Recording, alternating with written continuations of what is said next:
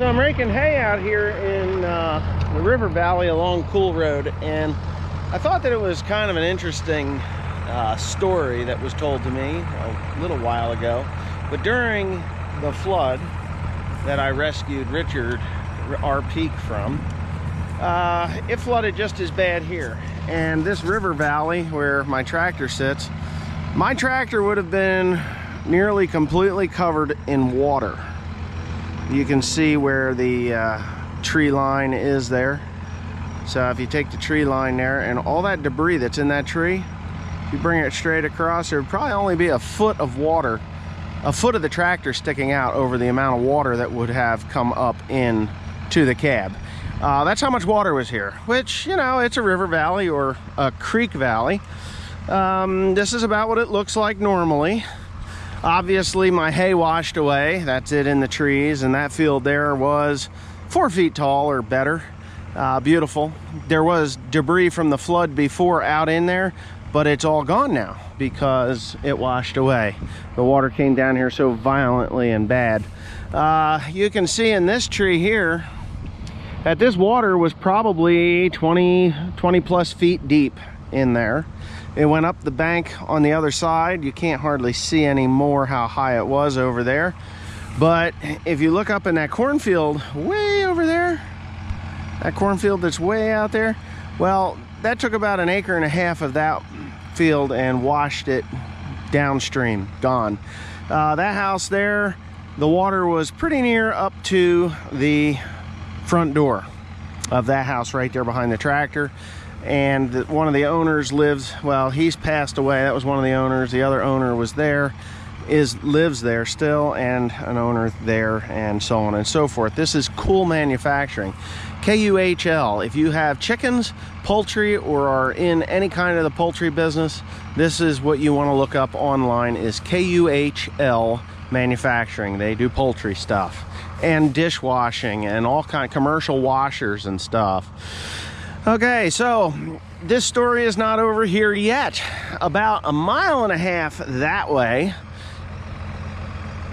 was where Route 202 and 31 flooded out so bad that semis stopped driving. They just parked. Well, there was a young lady who got out of her car. And when she got out of her car, she got swept downstream. Downstream through here, 1.5 miles that way, mind you, through here, and ended up down there, way down there, clinging in the trees. One of the houses over here, I'm not sure if it's the one up on the hill or one of the two that are in the 2 or 3 that are in that valley there. They heard this woman yelling for help. And my parents were 1.5 miles that way. Their car got flooded out. My dad and mom were in a Subaru, a new Subaru that has now been totaled out by the insurance company. They were sitting in a parking lot with their feet getting soaking wet because the water came up inside the car, destroying the car. And they were able to drive it home, but it eventually just started having major electrical problems and stuff like that, so it was destroyed. My dad's gonna pick up his new car tomorrow. It's always expensive. No matter what insurance you have, it doesn't cover, it doesn't cover, it doesn't cover. So there you go. So where my dad and mom were stranded, so was one of the owners of this property that lives in that house right over there. He was in the same parking lot as my parents were in his pickup truck because he had to go to the pharmacy or something, and that's basically what my mom and dad were doing. My mom's got an eye issue that they were at the eye doctor for, and they were just trying to get home, and before you know it, they ended up in these floodwaters. Well, my mom and dad actually saw the boat on the trailer to come down. They put the boat in the water to come down here to rescue this woman. And so she was in the boat. Or, you know, they rescued her out of a tree in a boat in this river valley where my hay used to be really nice, and now it's all washed away. If you look, I could show you. I mean, it's all just shredded. It's shredded up. I mean, there's all kinds of stuff in here. This was hay and dirt and wood and debris. That's what this was, and it's up in here.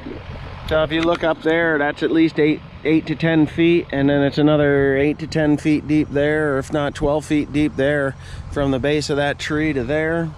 You're looking at 20 plus feet, 25 feet. And yeah, so it was bad. That's all I can say. It was bad. So I don't know if I'm going to be able to get that hay for another month. That's how wet that is. But anyway, I'm going to get back to work, and I hope you enjoyed that story. True story. That woman is lucky to be alive. So this is about where the woman got caught up in the trees, from what I understand, and you can see my hay out of that field is all tangled up here. I mean, that's 6 feet there, and look at that. I mean, this tractor would be fully submerged. Here's one. Look at that, way up there. It's all hay out of the fields. That water was all over up in here. Look at this. It's kind of weird. It's like a forest. And what causes this, I will tell you, there's a couple of things that cause it, but the main thing that causes it is pavement. Every time you pave a driveway, or you pave a parking lot, build a new building, pave a parking lot, pave a driveway, you create an impermeable piece of real estate where the water cannot go down through. I mean, if you look at this here was up, the water was all up in here, all over. This was submerged. These houses that are up there, they're safe, but it wiped that hay clear off. That looks like it's second cut. Well, it's not. And here's a little bit of an erosion from it. The water eroded it away. Yeah, so this whole valley was nothing but water. It had to come up into these trees here. Oh yeah, over there I see it. So this house here has gotten wet. But you can see in the higher parts where it didn't wipe it out. It was right up in here. But if you look at that big tree, it's all hanging there. This water was all up in here. And when we come down here by Paul's house, this house here on the right, I'm going to show you the corn, and I'll show you in the ornamental trees how high that water was right here. So if you can see these ornamental trees, was it those ornamental trees? No, it was the other ornamental trees. Couldn't see it there for some reason. To get here to where this corn is, this was all underwater because the corn is all knocked over. But you can see it in the ornamental trees right there, how high that water was and how it wiped this corn out down here on this corner. Wow. And this isn't really terribly bad, but it's a whole lot worse down here at this cornfield. You can see it's all up in there, and that slid down that pole. Cool sign, Cool Corporation sign, that was knocked over. Kind of knocked over, not completely knocked over, but it was knocked over a little. It was bent over, so they fixed it. But anyway, you can see it was up in that tree right there. I mean, I'm surprised it didn't get into that house too. I didn't hear that it did, but it would surprise me if it wouldn't surprise me if it did. Okay, good morning. Yeah, this is still flood watch stuff. Yeah, this flood was quite devastating, as you could see in the video. It was really deep, but put it on full screen, watch it again if you watched it in your little phone and stuff. Go to a computer or put it on your TV or something. And you can possibly see the vastness of that valley and to the depth and the amount of water that came down through there. I usually get between 100 and 200 bales off of that. I think the most I ever got off there was like 160 bales. I'll be lucky to get 60 bales off of there this year. Possible. I'll be lucky to get 60 bales, not 160. I'll be lucky to get 60 bales. They went in and they baled the first 3 fields. There's 3 little spots there. And it just, you know, Teresa was like, oh yeah, well, there was nothing there. It was just a few bales, which I could see that by the way, because I raked it, you know. But yeah, so that woman was really lucky. And now that I mean, she was unfortunate to have to go into the water, but she was lucky. She's lucky to be alive, and I'm sure that she's got a new lease on life and probably going to take a vacation when they open up the world because, she obviously realized that life is very, very short and can be snuffed out at any time. Uh, and it's fortunate that she was able to survive. A lot of people didn't survive. There was a pickup truck that went into the water not far from here, and he drowned.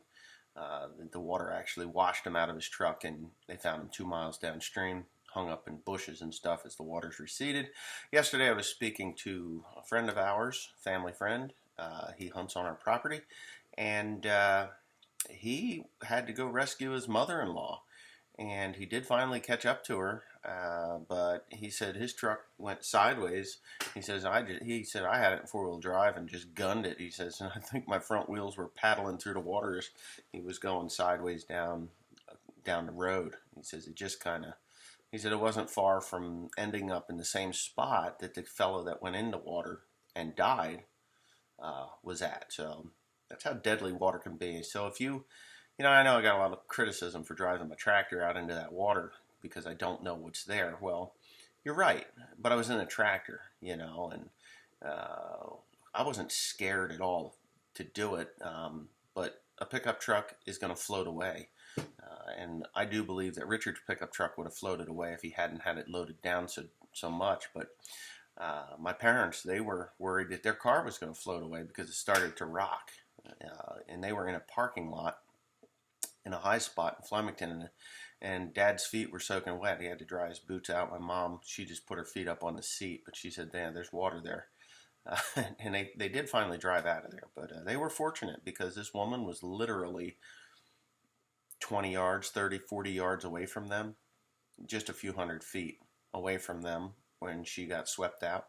She got out of the car because her car drowned, and then down the river she goes. It's just a creek, though. I mean, it's like the creek. It's crazy how much water was in there. Billions of gallons. So, anyway, yeah, I just thought you'd get a kick out of that. And I'm sure that woman's thanking her lucky stars. Anyways, thanks for watching.